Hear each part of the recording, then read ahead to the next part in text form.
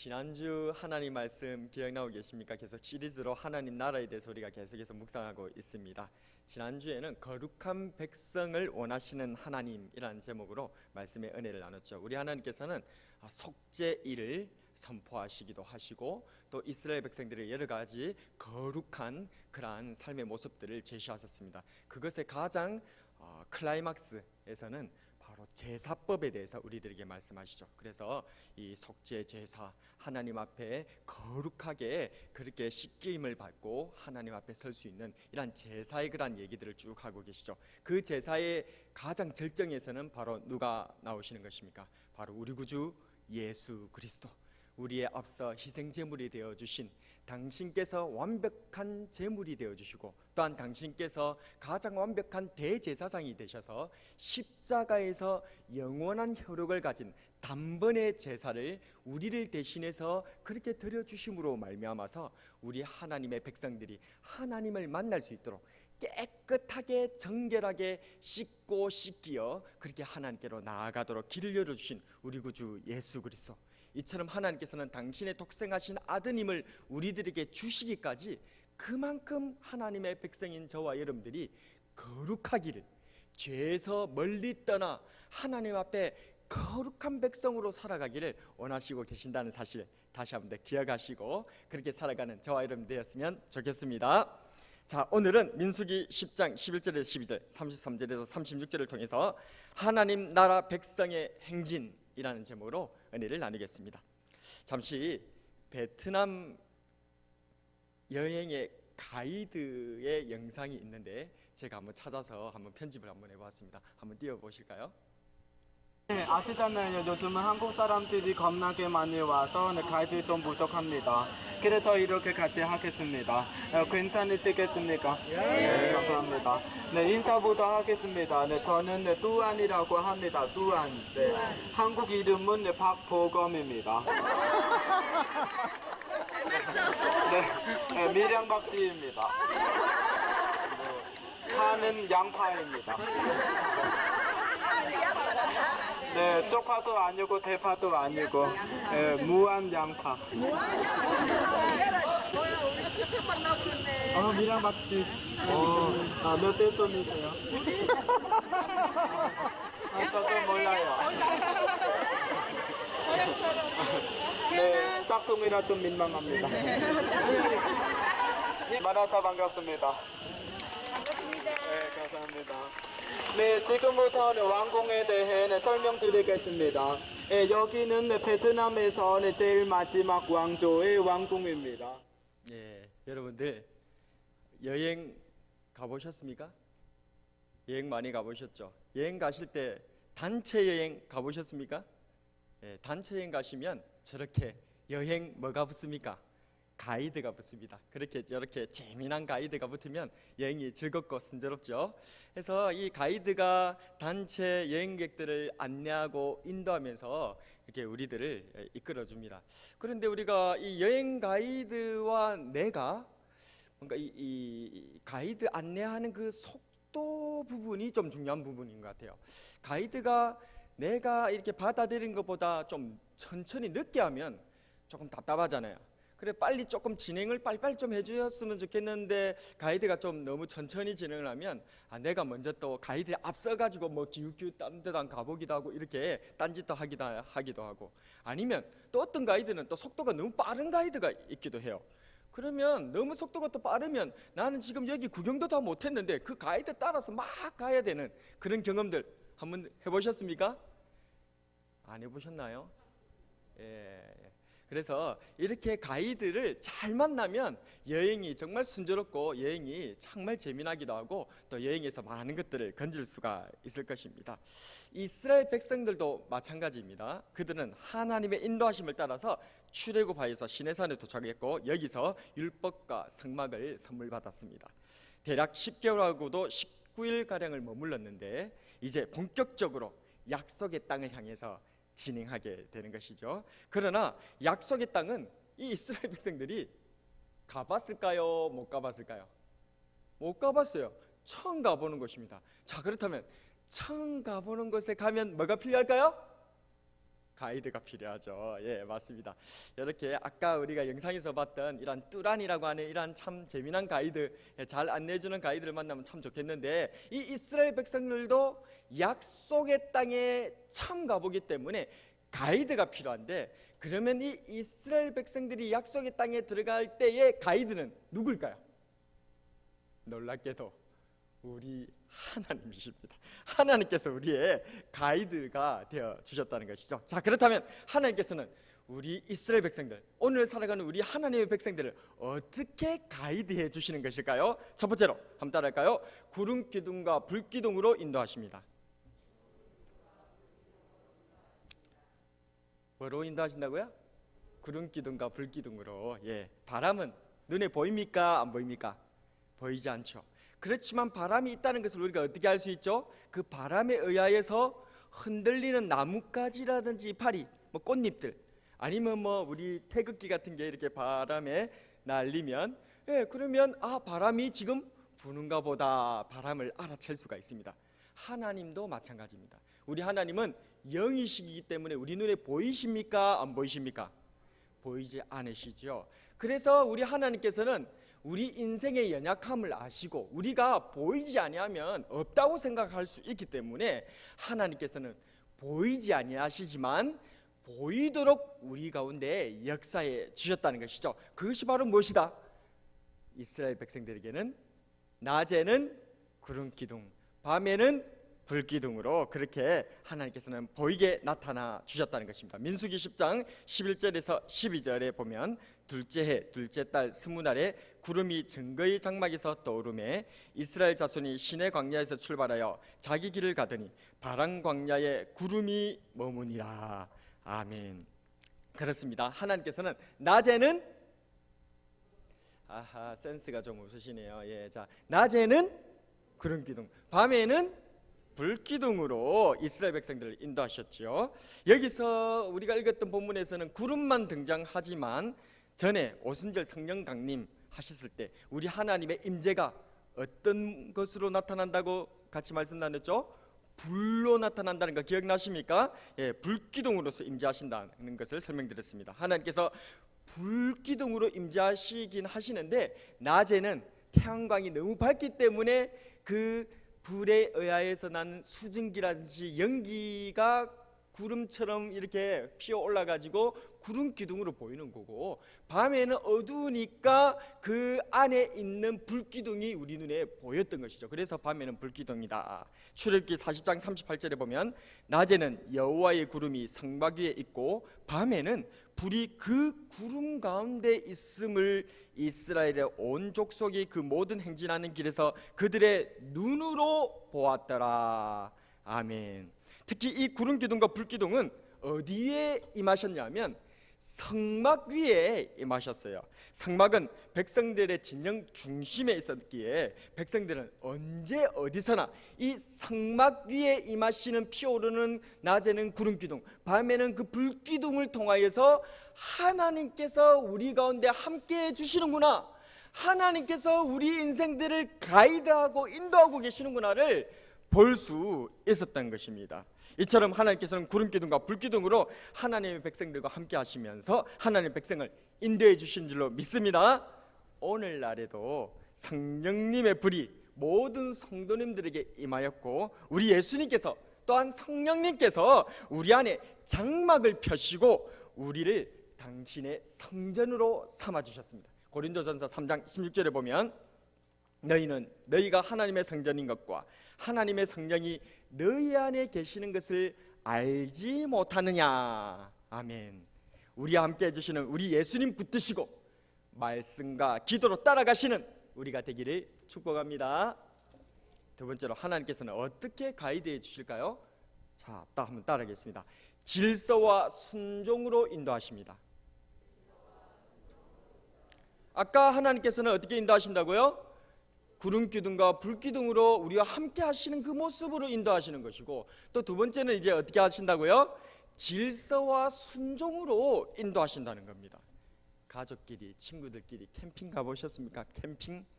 요즘 캠핑이 대세지 않습니까? 우리 어른들께서는 집 나가면 X 고생이다 하시면서 그냥 집 안 나가시려고 그렇게 하시지만, 우리 젊은 세대들은 뭐 고생이든 아니든 간에 일단은 피 끓는 청춘으로 캠핑을 바리바리 싸가지고 그래 갑니다. 친구들하고 가족들하고 같이 마음 맞고 뜻 맞는 사람들이 그렇게 캠핑을 이제 가면, 그 캠핑을 가더라도 거기에서 질서가 필요합니다. 왜 그렇습니까? 어떤 자리를 이렇게 선택할 것인지 그거 순서를 한번 봐야 되고, 또 어떤 사람은 뭐 밥 같은 거 반찬 같은 거 준비하고, 또 어떤 사람은 뭐 잠자리 준비하고, 어떤 사람은 또 놀 거 뭐 그런 거 준비하고, 그러면서 서로 순서를 정하고 또 질서대로 딱딱딱 그렇게 일들을 진행해야 그 캠핑이 순조롭지. 그래 안 하고 그냥 무작위로 그렇게 해버리면 나중에는, 처음에는 하하호호 웃다가 나중에는 멱살잡이 하면 온수관계가 돼서 돌아올 수도 있지 않습니까? 그래서 이렇게 우리가 친한 친구들끼리 아니면 가족들끼리 캠핑을 가고 거기서 텐트를 치고 산다 할지라도, 이렇게 순서와 질서가 중요하다면 이 이스라엘 백성들은 어떻습니까? 지금 무려 이 이스라엘 백성들은 대단위로 캠핑을 가고 있는데, 천막을 치면서 캠핑을 하는데 무려 몇 명이, 남자 정정만 60만 명, 남녀노소를 다 합치면 200만 명이나 되는 엄청난 사람들이 지금 캠핑을 떠나고 있는 거예요. 그 캠핑을 갔다가 얼만큼 한 겁니까?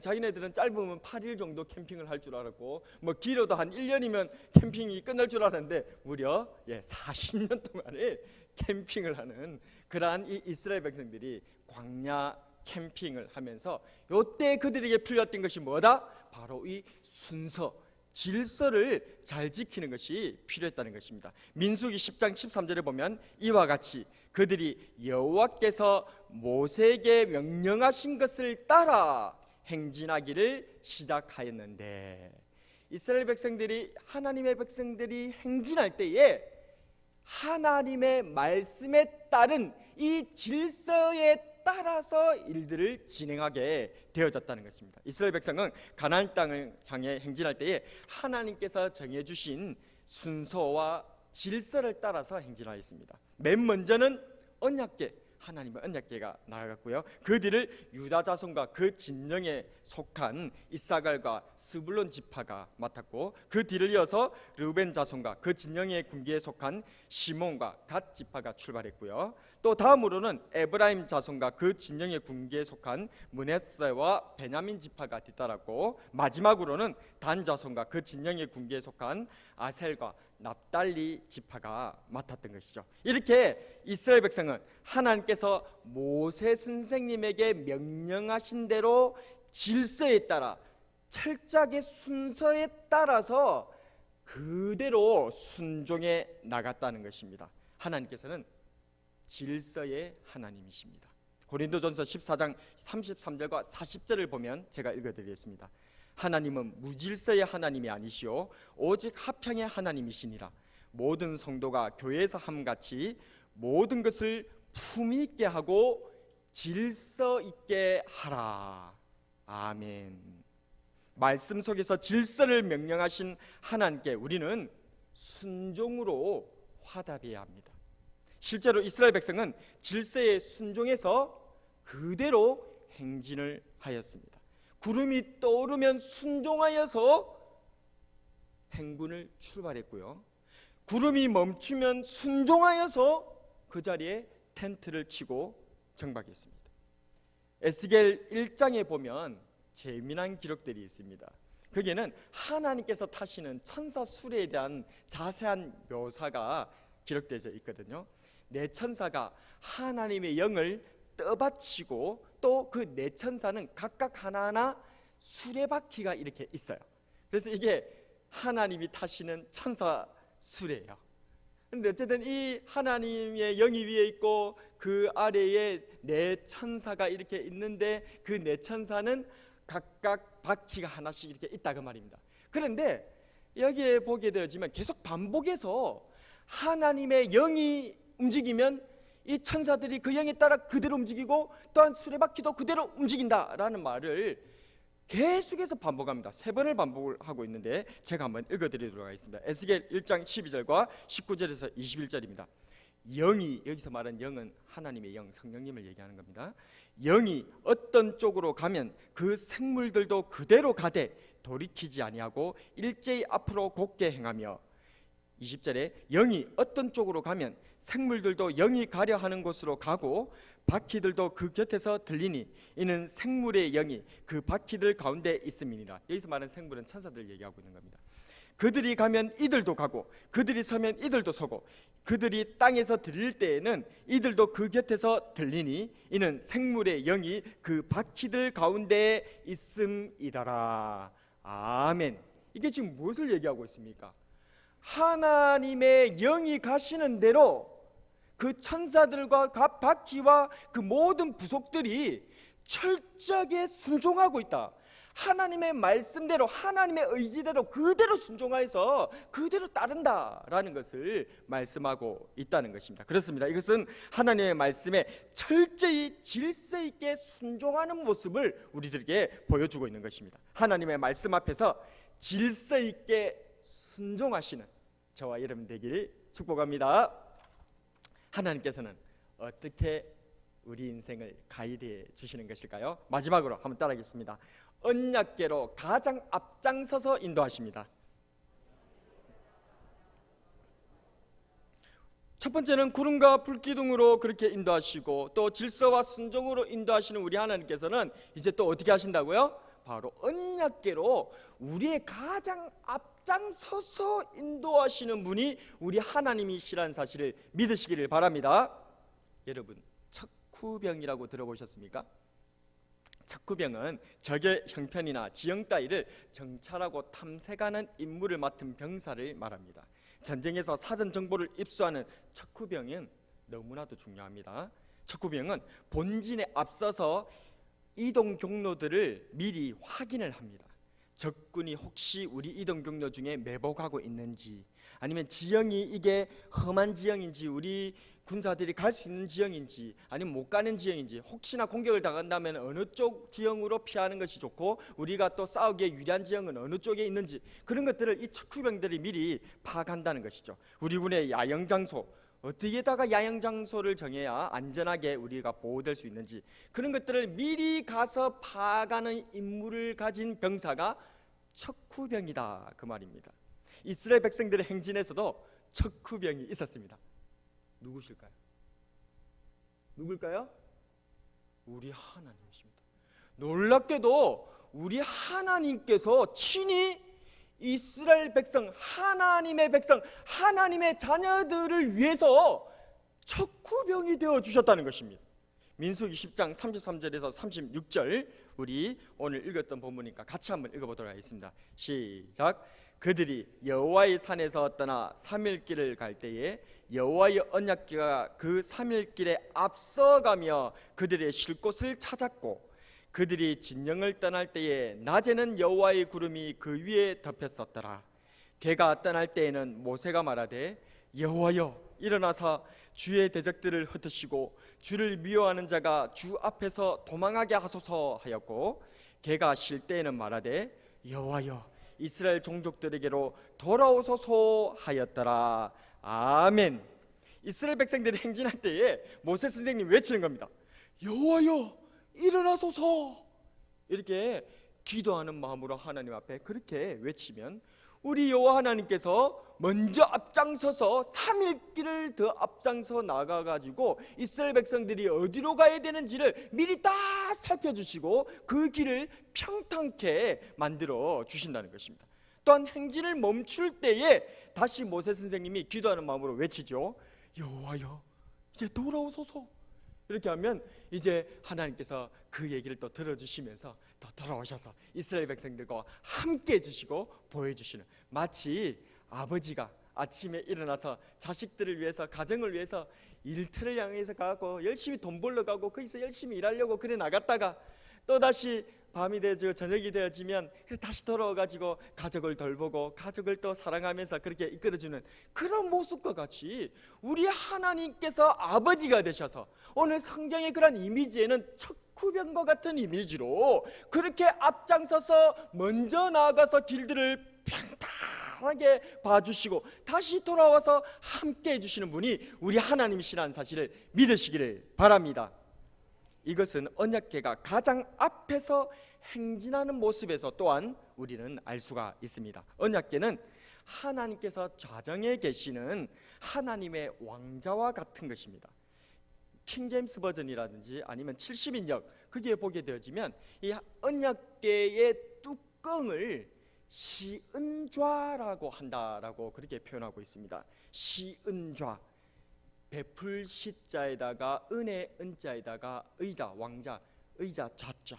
그래서 은혜를 베푸시는 하나님의 왕자다. 뭐가요? 언약궤 뚜껑이. 그러니까 언약궤가 이렇게 뚜껑으로 닫거든요. 근데 그 뚜껑이 하나님께서 은혜를 베푸시는 시은좌, 하나님의 보좌라고 한다면, 그러면 바로 그 언약궤 위에 누가 앉아 계시다 그 말입니까? 하나님께서 앉아 계신다는 말이죠. 그런데 이스라엘 백성들이 행군하고 행진할 때에 맨 앞장서서 뭐가 가신다고요? 하나님의 언약궤가 모든 진의 백성들이라든지 형제 지파들의 앞장서서 하나님의 언약궤가 맨 앞에 그렇게 나아가시더라는 것입니다.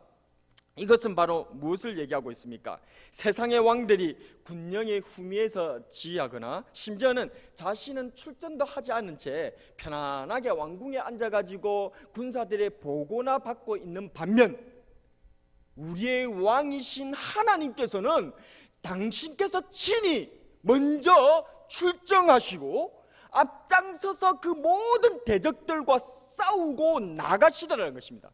그러면서 우리 하나님께서는 뒤따르는 주의 백성들에게 나를 따르라, 너희들이 앞장서서 나가거라, 이게 아니고 너희들이 그 먼저 나가가지고 적군들하고 피 흘려 싸우라, 이런 게 아니라 우리 하나님께서는 왕이신데도, 우리의 아버지신데도 우리의 앞장서서 나아가셔서 맨 앞에서 우리를 위해서 싸우시고 우리에게 나를 따르라 라고 말씀하시는 용맹스럽고 지혜롭고 사랑이 많으신 왕이신 줄로 믿습니다.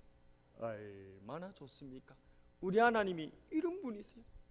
이런 우리 하나님께서 우리와 함께 해주시며 또한 질서대로 우리를 이끌어 주시면서, 그리고 우리의 매 앞장서서 우리를 이끄시며 그렇게 우리를 보호하시며 앞에서 싸워주시며 또 모든 것을 마련해 주시면서 우리의 이 행진을 우리가 하나님의 백성답게 살아갈 수 있도록, 우리의 인생들이 천국까지 도달할 수 있도록 우리 하나님께서 그렇게 인도해 주시고 가이드해 주신다는 것입니다. 할렐루야. 말씀을 정리하겠습니다. 하나님께서는 우리의 가이드가 되어 주십니다. 구름 기둥과 불 기둥으로 함께 해 주시면서 말씀으로 질서 있게 인도해 주시고, 또한 때로는 척후병과 같이, 때로는 용맹한 장군처럼 가장 앞장서서 인도해 주시는 분인 줄로 믿습니다. 이렇게나 당신의 백성을 위하는 왕이 이 세상에 어디 있었습니까? 그 어떤 왕이 있어 이렇게 백성들을 보호하고 지키며 함께 해주는 왕이 있었습니까? 그런데 여기 우리 가운데 우리 하나님께서 바로 이런 왕이십니다.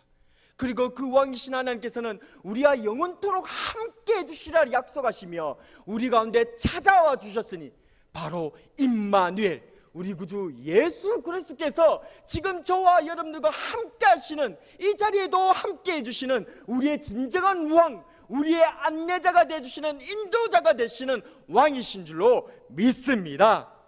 오늘날에도 하나님께서는 말씀과 기도 가운데 우리와 함께 하십니다. 질서 있게 하나하나 우리 길을 인도해 주십니다. 나와 우리 가족과 우리 교회 앞에서 먼저 미리 아시고 이끌어 주십니다. 이렇게 좋으신 하나님, 우리 구주 예수 그리스도를 믿고 주님 말씀에 순종함으로 하루하루를 천국길로 살아가시는 저와 여러분이 되길 주님의 이름으로 축복합니다. 오늘의 한 줄 설교 요약: 하나님 따라 주님 따라 순종하며 살아가자.